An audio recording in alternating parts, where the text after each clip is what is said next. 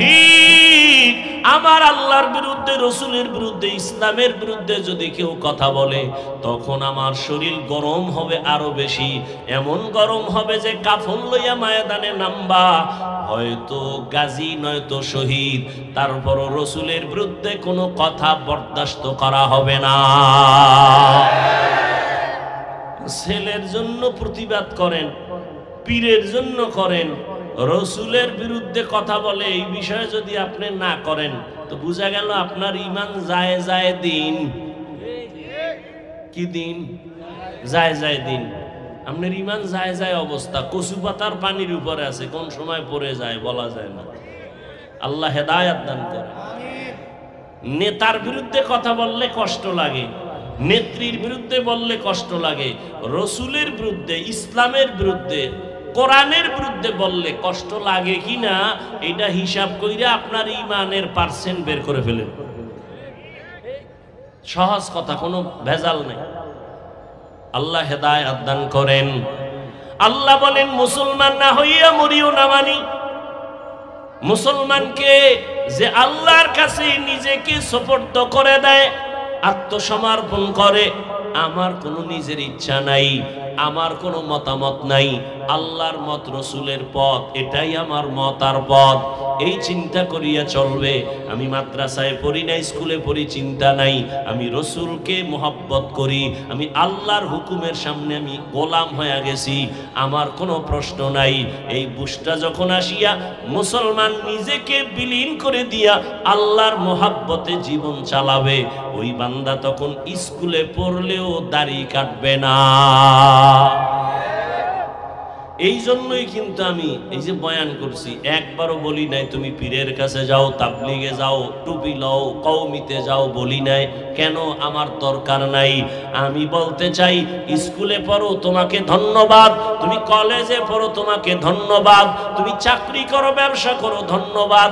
আমি দোয়া করে গেলাম তুমি ডাক্তার হও, তুমি ইঞ্জিনিয়ার হও, তুমি প্রফেসর হও, তুমি একজন চাকরিজীবী হও, তুমি একজন ব্যবসায়ী হও, তবে একটা ছোট আমার দাবি, তুমি বেয়াদব হইও না।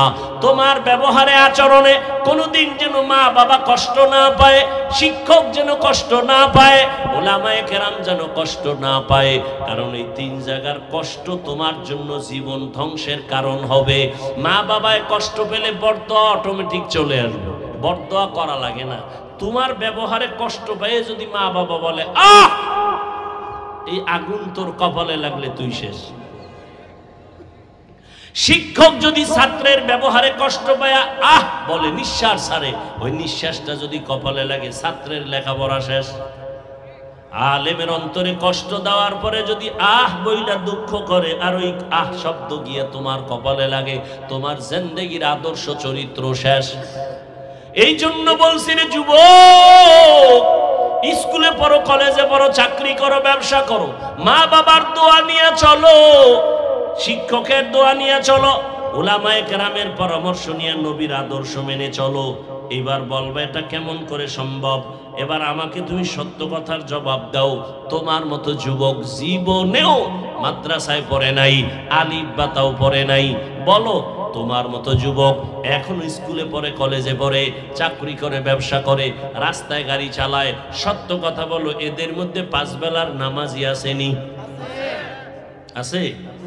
এবার তোমার বিবেকের কাছে প্রশ্ন, বাবা বলো তুমি কেন পারবা না? অবশ্যই তোমার কপালে কারো বরদোয়া লাগছে, না হয় তোমার মতো যুবক স্কুল কলেজে পড়িয়া নামাজ পড়ে, বলো তুমি কেন পারো না? তোমার মতো যুবক কৃষি কাজ করে, নামাজ বাদ দেয় না, বলো তুমি কেন পারো না? তোমার মতো যুবক ব্যবসা করে, চাকরি করে, নামাজ ছাড়ে না, বলো তুমি কেন পারো না? তোমার মতো যুবক দেখো র্যাব, আর্মি, পুলিশ, বিডিআরের চাকরি করে, নামাজির অভাব নাই, তুমি কেন পারো না? তোমার মতো যুবক আজকে তাকায় দেখো ডাক্তার, প্রফেসর, ইঞ্জিনিয়ার, 5 বেলার নামাজি অভাব নাই, বলো তুমি কেন পারো না? ও পর্দার আড়ালের আম্মা জানেরা, বোনেরা, আপনার মতো কত মা এই জমিনে এখন আছে, বেপরদায় চলে না, নামাজ ছাড়ে না, মোবাইলে সময় নষ্ট করে না, স্বামীর মাল হেফাজত করে, খেয়ানত করে না। আপনি কেন পারবেন না? আপনার মতো কত মা এখনো আছে, আপনি তওবা করেন। আর একটা সন্তান আল্লাহ দিছেন আদর্শ ডাক্তার, আগুন কথা বলেছে, ইব্রাহিমরে আগুনের মধ্যে ফালাইয়া পানি কথা বলে। আল্লাহ তাআলা তার ভাষায় বলে, যে বুঝার সে বুঝে। হরিণ কথা বলে, কেউ বুঝে না, রহমতের নবী বুঝেন। জমিনে পিপিলিকায় কথা বলে, কেউ বুঝে না, সুলাইমান নবী বুঝতেছেন। কোরআনের ঘটনা না ভাইরা আমার? আল্লাহর কুদরতে হাত কথা বলবে, হে মালিক, এই হাত দিয়া মা বাবার কল্যাণে কাজ করবে, করে নাই, বরং এই হাতের দ্বারা মানুষের উপরে জুলুম করেছে, কলমটা উল্টা দিকে ব্যবহার করেছে। চোখ বলবে, হে মালিক, এই চক্ষু দিয়া মা দেখবে সওয়াব, বাবা দেখবে সওয়াব, এই চোখ দিয়া কোরআন শরীফ দেখবে সওয়াব, এই চক্ষু দিয়া বাইতুল্লাহ তাকায়া দেখবে সওয়াব, এই চক্ষু দুইটা দিয়া আলেম দেখবে সওয়াব।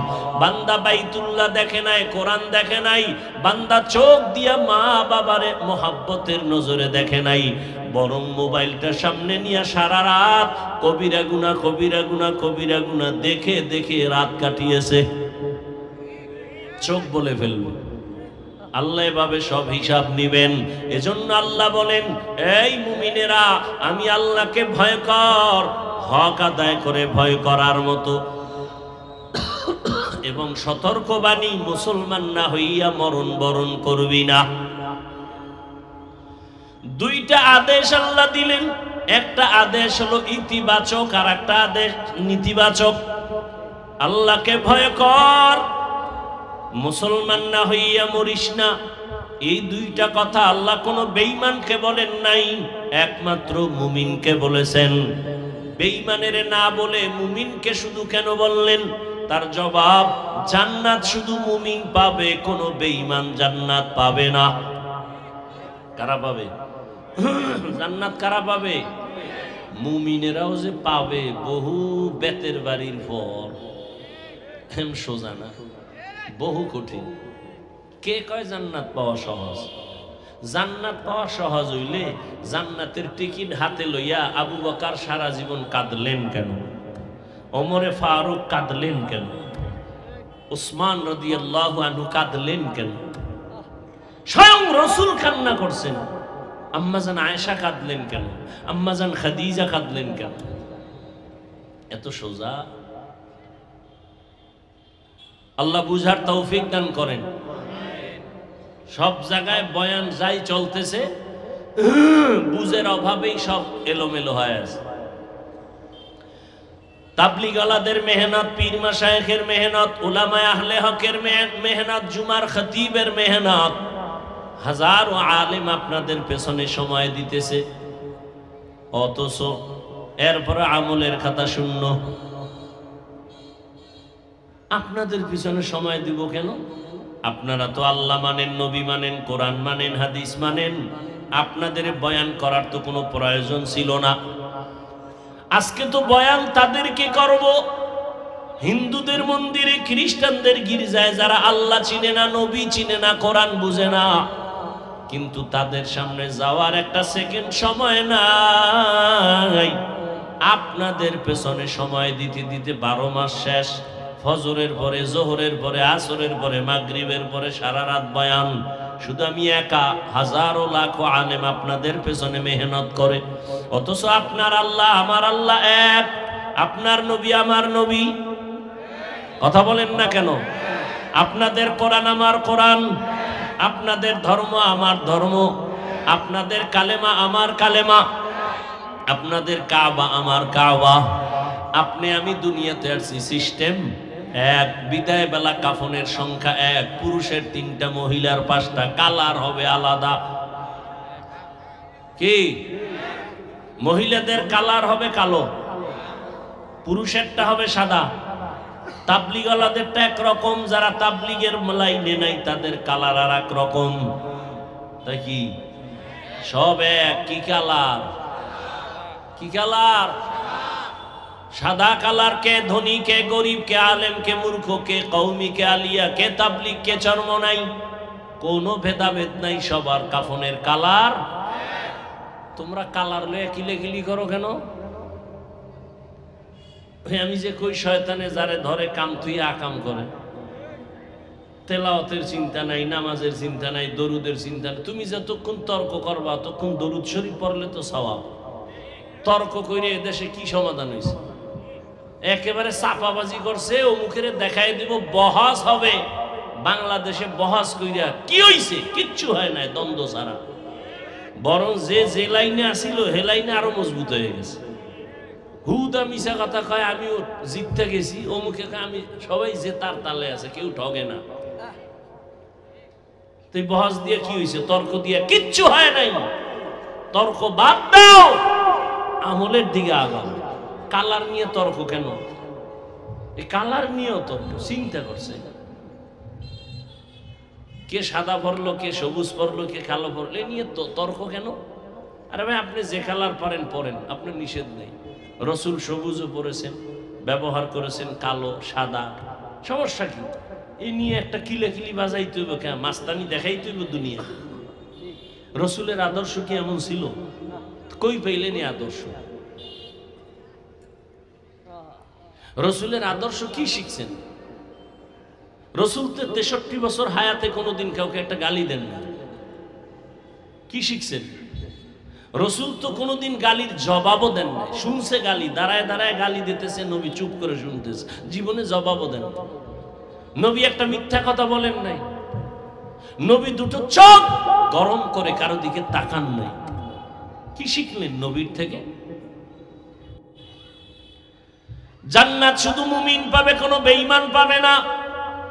তবে মুমিনও যে জান্নাত পাবে বড় কঠিন পরীক্ষার পর।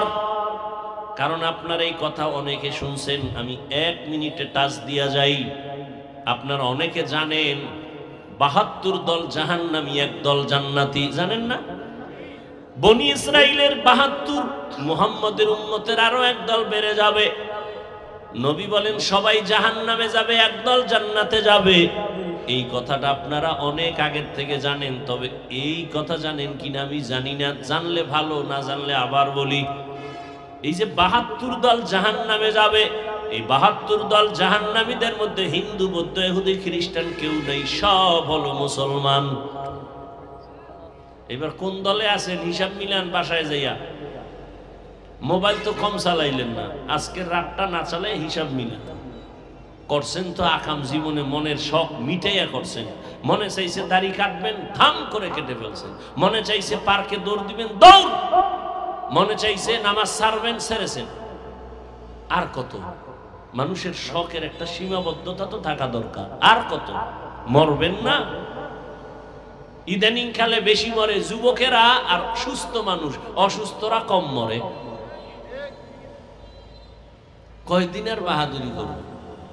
চোখের সামনে কত আপনজন হারায় ফেলছেন না? আপনাকে এখনো সংকেত দেওয়া হয়নি যে আপনিও রেডি হন। কাফনের কালারও এক। কবরে যে কবরে রাখবে সে কবরের সাইজ। আপনাদের এলাকার কবর 1 হাত বড় হবে। কবরে রাখার পরে সবাই চলে যাওয়ার পরে প্রশ্ন হবে 3টা, তাও 1 না? হুজুরদেরটা আলাদা। সবার প্রশ্ন 1, 3টা প্রশ্ন। রবের পরিচয় দাও, ধর্মের পরিচয় দাও, রাহমাতুল লিল আলামিনের পরিচয় দাও। আল্লাহ 1, নবী 1, কোরআন 1, কাবা 1, ধর্ম 1, কালেমা 1, কবর 1, কাফন 1, কালার 1, প্রশ্ন 1। তাহলে আপনাদের বয়ান করব কেন? কিন্তু কেন টেন নাই, আপনাদের পেছনে ঘুরতে ঘুরতে ঘুরতে ঘুরতে ঘুরতে ঘুরতে পাগল হয়ে গেছি। ঘুমানোর টাইম নেই, খাওয়ানোর চিন্তা নাই, মাইয়া ফোলার চিন্তা বাদ, উম্মতের পেছনে আলেমরা দৌড়ায়। এজন্যই তো সেদিন ঢাকায় বলেছিলাম, এরে যুবক, এই দুনিয়ায় তুমি যাকে আপন মনে কইরা পেছনে দৌড়াইয়া নামাজ ছাড়ছো, আল্লাহর কসম ও তোর আপন না। ও তোরে জবাই করার জন্য বড় দুশ্মন, তোরে মারার জন্য আলাদা দুশ্মন লাগবে না। তুই যার পিছনে ঘুরো সেই তোরে মেরে ফেলবে যদি বাগে কম পড়ে যায়।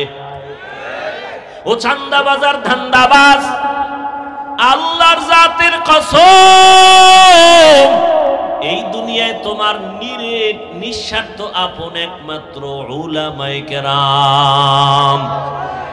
আলেম ছাড়া তোমার কেউ আপন নাই। দেখো না কেমনে বুঝামু, সময় খুব কম। সরকারি বেসরকারি চাকরি করে একজনে কয় ঘন্টা টাইম চাকরির? আর তাড়াতাড়ি বলেন। 8 ঘন্টা। নিম্নে বেতন কত? নিম্নে 15-20 হাজার ধরেন, 20,000 টাকা বেতন ডিউটি, 8 ঘন্টা। টেবিলের তলে আরো কত, আর মা খালারা মুক্তার দানা থুইয়া গেছে, ওটি খাইব বইয়া বইয়া, ঠিক নেই? হায় হায় হায়। এবার বলো, ইমাম সাহেব যে মসজিদে নামাজ পড়ায় ডিউটি কয় ঘন্টা? কও, বেতন কত?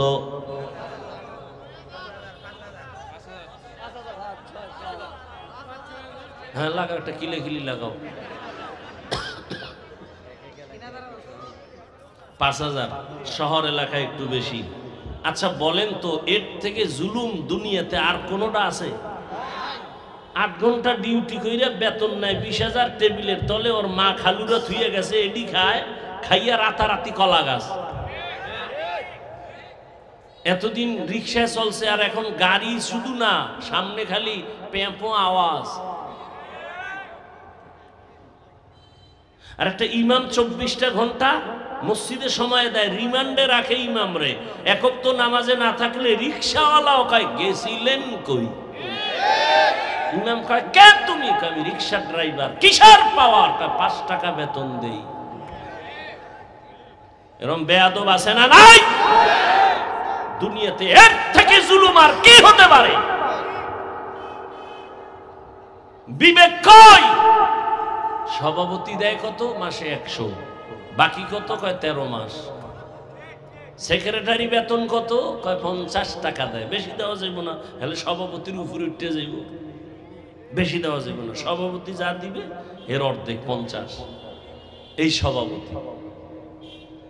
আর ওয়ার্ডের মেম্বার হবে, এই জন্য রাতে হাতিয়া মারছে 2 কোটি। কথা কয় না? খালি একটা মেম্বারের পদ নিবে, হইতে পারে কিনা এটার খবর নাই, খালি পদটা নিয়ে দাঁড়াইবে, এতে 2 কোটি নাই। আর ইমামের বেতন 100 টাকা, তাও ঠিক মতো দেয় না। ওই আমি এই মসজিদে নামাজ পড়াইতাম ছাত্র জীবনে, তো সেক্রেটারি ওয়াজ টস করতাম, তো টাকা টাকা তেমন আর টেনশন। মাঝে মাঝে কইতাম, ওই সেক্রেটারি সাহেব বেতন ঠিক মতো দেন না। কয় আমার ঘরে চাউল নাই। আমি একদিন কি, আপনি তো মসজিদের টাকা দিয়ে চাউল খান?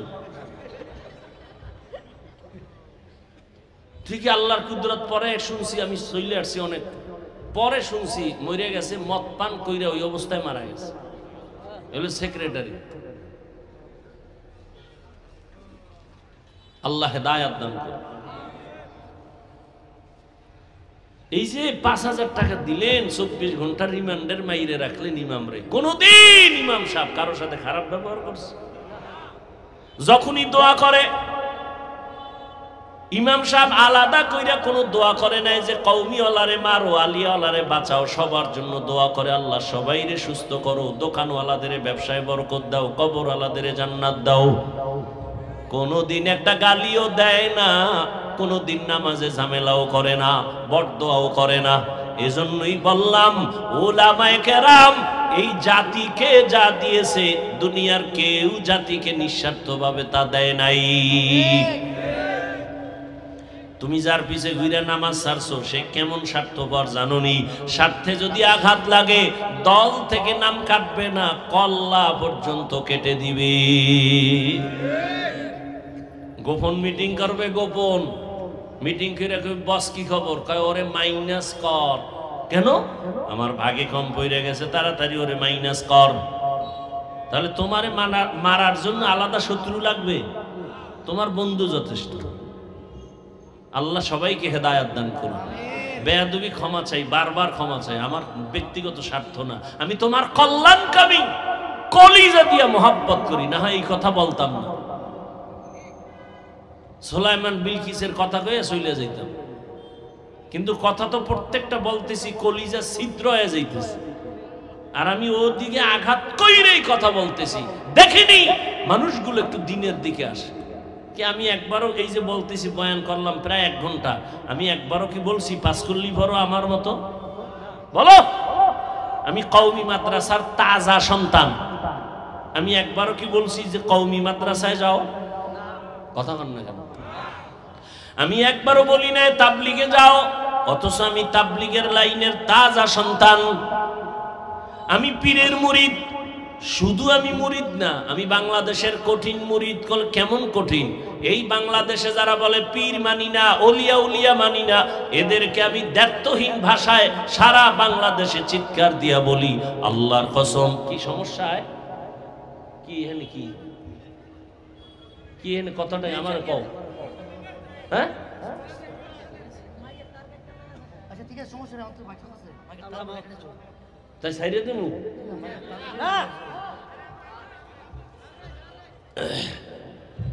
ভাইরা আমার, কি কথা জানি বলতেছিলাম? এই বাংলাদেশে যারা পীর মানে না, ওলিয়া উলিয়া মানে না, সারা বাংলাদেশে আমি কসম খেয়ে বলি, যারা পীর মানে না, ওলিয়া উলিয়া মানে না, এই কথা যারা বলবে, আমি চ্যালেঞ্জ করে কোরআনের শপথ করিয়া আল্লাহর উপরে কসম করে বলবো, তারা কোরআন মানে না, বুখারী শরীফ মানে না। এরা এমন ভণ্ডের ভণ্ড, এদের যারা ভণ্ড বলবে না, আল্লাহর কসম তারাও ভণ্ড। কোন মায়ের সন্তানের শক্তি নাই আমার এই কথার কাউন্টারে কেউ দাঁড়াবো ইনশাআল্লাহ। আমি তো বলে গেলাম কসম আল্লাহ, যারা বলে আমরা ওলিয়া উলিয়া মানি না, পীর মানি না, ওরা কোরআন মানে না, বুখারী শরীফ মানে না, ওরা এমন ভণ্ড, ওদের যারা ভণ্ড বলে না তারাও ভণ্ড। ভাইরা আমার, আল্লাহ বলেন আমাকে ভয় করো হক আদায় করে, হাক্কা তুকাতি। সাহাবায়ে কেরাম পেরেশান হয়ে গেলেন, ইয়া রাসূলুল্লাহ, আল্লাহ যত বড় তার হক আদায় করে ভয় করা সম্ভব না। নবীও পেরেশান হয়ে গেলেন। আল্লাহ পাক জিবরাইল আমিনকে পাঠায় বলেন, নবীরে গিয়া পেরেশানি দূর করে দাও, আয়াত নতুন করে দিয়া দাও। জিবরাইল আইসা সান্ত্বনার আয়াত দিয়া বললেন, নবী ইত্তাকিল্লাহা মাস্তাতাতুম, আল্লাহর হক আদায় করে বান্দার ভয় করার প্রয়োজন নাই, বরং বান্দা সাধ্য মতো আল্লাহকে ভয় করবেন। এখন আমি যদি আপনাদের জিজ্ঞাসা করি, আপনারা কারা কারা আল্লাহকে ভয় করেন, যদি প্রশ্ন করি, সবাই হাত উঠাবে না? অথচ এখানে বহু আশেকের রাসূল আছে, ফজর পড়ে নাই, জোহর পড়ে নাই, মাগরিব পড়ে নাই, আসর পড়ে নাই, এশাও পড়ে নাই, সেও হাত উঠায় বলবে আমি আল্লাহকে ভয় করি। আমি নামাজ পড়িয়া বলি আল্লাহকে ভয় করি। আপনি দাড়ি কাটিয়া বলেন ভয় করি, আমি দাড়ি রেখে বলি আল্লাহকে ভয় করি। আপনি বেপর্দায় চলেন বলেন আল্লাহকে ভয় করি, আমি পর্দা রক্ষা করিয়া চলার চেষ্টা করিয়া বলি আল্লাহকে ভয় করি। দুই ভয় কি সমান? সমান না। মূলত আপনি ভয় করেনই না, আপনি ভয় জিনিসটা বুঝেনি না। একটা যে মানুষ সাপরে বড় ভয় পায়, সাপকে ভয় পাওয়ার ব্যাখ্যা কি? সে সাপ ধরবে না, সাপ যেখানে থাকবে সেখানেও যাবে না। মাঝে মাঝে ঘুমের মধ্যে বলবে সাপ সাপ ভয়ে। একটা সন্তান মা বাবাকে ভয় করে, প্রমাণ মা বাবার সামনে সন্তান অন্যায় করে না, বেতের বাড়ির ভয়ে। একটা ছাত্র শিক্ষকের ভয় করে, প্রমাণ শিক্ষকের সামনে ছাত্র অন্যায় করে না, বেতের বাড়ির ভয়। ঠিক এই জমিনের মধ্যে যেই বান্দা আমার আল্লাহকে ভয় করবে, ওই বান্দা গলায় ছুরি লাগাবে, দাড়ির মধ্যে অস্ত্র লাগাবে না। হরকে দারদ খৌফে হকদার দিল মদম জন্নতুল মাওয়া দেহত উরা মাকাম জুজবা হকচি জে মখাজ ইনসুজা ফজলে উআ মস্তে দর জুমলা জাহা। আল্লাহর ভয় অন্তরে ঢুকাইয়া গুনাহ থেকে নিজেকে বাঁচাইও। যে আসলে আল্লাহকে ভয় করবে, ওই বান্দা গুনাহ থেকে নিজেকে বাঁচায় রাখবে, গুনাহ করবে না। আল্লাহ দ্বিতীয় আদেশ দিয়া বলেন, ওয়ালা তামুতুন্না ইল্লা ওয়া আনতুম মুসলিমুন। মুসলমান না হইয়া মরিও না, কথাটা আল্লাহ মুমিনকে বলেছেন। এই মুমিন, মুসলমান না হইয়া মরিস না। তার মানে ব্যাখ্যা দেওয়ার সময় নাই। আল্লাহ মুমিনকে মুসলমান হইয়া মরতে বললেন, কেমন যেন বোঝা যায় আমি মুমিন হইছি, এখনো মুসলমান হইতে পারি নাই। আল্লাহ অন্য আয়াতে বলেন, ইয়া আইয়ুহাল্লাযীনা আমানু দুখুলু ফিস সিলমি কাফা ওয়া লা তাত্তাবিউ খুতুওয়াতিশ শাইতান ইন্নাহু লাকুম আদুউম মুবিন। ও মুমিনেরা, ইসলামের মধ্যে পরিপূর্ণ প্রবেশ করো। আল্লাহ আরো স্পষ্ট করে আর এক আয়াতে বলেন, ইয়া আইয়ুহাল্লাযীনা আমানু আমিনু বিল্লাহি ওয়া রাসূলিহি। ও মুমিন, আল্লাহর উপরে রসুলের উপরে ঈমান আনো। আল্লাহ এবং রসুলের উপরে ঈমান আনার কারণেই তো বান্দা মুমিন। আবার কেন ঈমান আনতে বলে? ঈমানদারদেরকে আল্লাহ ডবল ঈমানের দাওয়াত দিয়া বুঝাইলেন। আমি আল্লাহ যদি মুমিনের ডবল ঈমানের দাওয়াত দিতে পারি, মুসলমান হইয়াও মুসলমানের কালেমার দাওয়াত দিতে পারবে কি পারবে না? আল্লাহ তো জানতেন দুনিয়ার মুসলমান হইয়া মুসলমানের প্রশ্ন করে উল্টা পাল্টা ভেজাল লাগায় দিবে। আল্লাহ পাক মুমিনকে ডাবল ঈমানের দাওয়াত দিলেন। কেন? তোমার ঈমানটা দুর্বল। ঈমানদার দাবি করো, তোমার পর্দা ঠিক নাই, পর্দা ঠিক করে তুমি কামেল মুমিন হয়ে যাও। তোমার অন্তরে বাড়ির মোহাব্বত, দুনিয়ার মোহাব্বত, টাকার মোহাব্বত, ছেলে মেয়ের মোহাব্বত বাদ দিয়া রসুলের মোহাব্বত অন্তরে জমা করো। মোহাব্বত থাকবে ঠিক, তবে সর্বোচ্চ মোহাব্বত থাকবে আল্লাহ এবং তার রসুলের জন্য। আমার পীরের বিরুদ্ধে কথা বললি আমার শরীর গরম হয়, প্রতিশোধ নেওয়ার জন্য দাঁড়ায় যাই। ঠিক আমার আল্লাহর বিরুদ্ধে, রসুলের বিরুদ্ধে, ইসলামের বিরুদ্ধে যদি কেউ কথা বলে, তখন আমার শরীর গরম হবে আরো বেশি। এমন গরম হবে যে কাফন লইয়া ময়দানে নামবা, হয়তো গাজী নয়তো শহীদ, তারপরও রসুলের বিরুদ্ধে কোনো কথা বরদাস্ত করা হবে না। ছেলের জন্য প্রতিবাদ করেন, পীরের জন্য করেন, রসুলের বিরুদ্ধে কথা বলে এই বিষয়ে যদি আপনি না করেন, তো বোঝা গেল আপনার ঈমান যায় যায় দিন। কি দিন? যায় যায় দিন। আপনার ঈমান যায় যায় অবস্থা, কচু পাতার পানির উপরে আছে, কোন সময় পড়ে যায় বলা যায় না। আল্লাহ হেদায়েত দান করে। নেতার বিরুদ্ধে কথা বললে কষ্ট লাগে, নেত্রীর বিরুদ্ধে বললে কষ্ট লাগে, রসুলের বিরুদ্ধে, ইসলামের বিরুদ্ধে, কোরআনের বিরুদ্ধে বললে কষ্ট লাগে কিনা এটা হিসাব কইরা আপনার ঈমানের পার্সেন্ট বের করে ফেলেন। সহজ কথা, কোনো ভেজাল নেই। আল্লাহ হেদায়েত দান করেন। আল্লাহ বলেন, মুসলমান না হইয়া মরিও না। মানি মুসলমানকে যে আল্লাহর কাছে নিজেকে সুপর্দ করে দেয়, আত্মসমর্পণ করে, আমার কোনো নিজের ইচ্ছা নাই, আমার কোনো মতামত নাই, আল্লাহর মত, রসুলের পথ, এটাই আমার মত আর পথ, এই চিন্তা করিয়া চলবে। আমি মাদ্রাসায় পড়ি না, স্কুলে পড়ি, চিন্তা নাই, আমি রসুলকে মোহাব্বত করি, আমি আল্লাহর হুকুমের সামনে আমি গোলাম হয়ে গেছি, আমার কোনো প্রশ্ন নাই। এই বুঝটা যখন আসিয়া মুসলমান নিজেকে বিলীন করে দিয়া আল্লাহর মোহাব্বতে জীবন চালাবে, ওই বান্দা তখন স্কুলে পড়লেও দাড়ি কাটবে না। এই জন্যই কিন্তু আমি এই যে বয়ান করছি, একবারও বলি নাই তুমি পীরের কাছে যাও, তাবলিগে যাও, টুপি লও, কওমিতে যাও, বলি নাই। কেন? আমার দরকার নাই। আমি বলতে চাই, স্কুলে পড়ো তোমাকে ধন্যবাদ, তুমি কলেজে পড়ো তোমাকে ধন্যবাদ, তুমি চাকরি করো, ব্যবসা করো, ধন্যবাদ। আমি দোয়া করে গেলাম, তুমি ডাক্তার হও, তুমি ইঞ্জিনিয়ার হও, তুমি প্রফেসর হও, তুমি একজন চাকরিজীবী হও, তুমি একজন ব্যবসায়ী হও, তবে একটা ছোট আমার দাবি, তুমি বেয়াদব হইও না। তোমার ব্যবহারে আচরণে কোনোদিন যেন মা বাবা কষ্ট না পায়, শিক্ষক যেন কষ্ট না পায়, ওলামায়ে কেরাম যেন কষ্ট না পায়। কারণ এই তিন জায়গার কষ্ট তোমার জন্য জীবন ধ্বংসের কারণ হবে। মা বাবায় কষ্ট পেলে বরদোয়া অটোমেটিক চলে আসবে, বরদোয়া করা লাগে না। তোমার ব্যবহারে কষ্ট পেয়ে যদি মা বাবা বলে আহ, এই আগুন তোর কপালে লাগলে তুই শেষ।